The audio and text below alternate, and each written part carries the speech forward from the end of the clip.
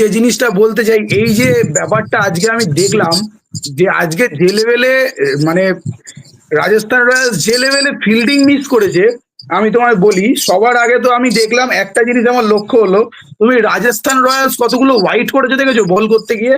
14খানা white ball করেছে ওরা, 14খানা white ball. একটা টিম যখন তারা খেলছে 14খানা হোয়াইট বল করছে, তাদের একটা মাথায় একটা ইয়ে থাকা উচিত যে আমরা ম্যাচটা জিততে এসেছি।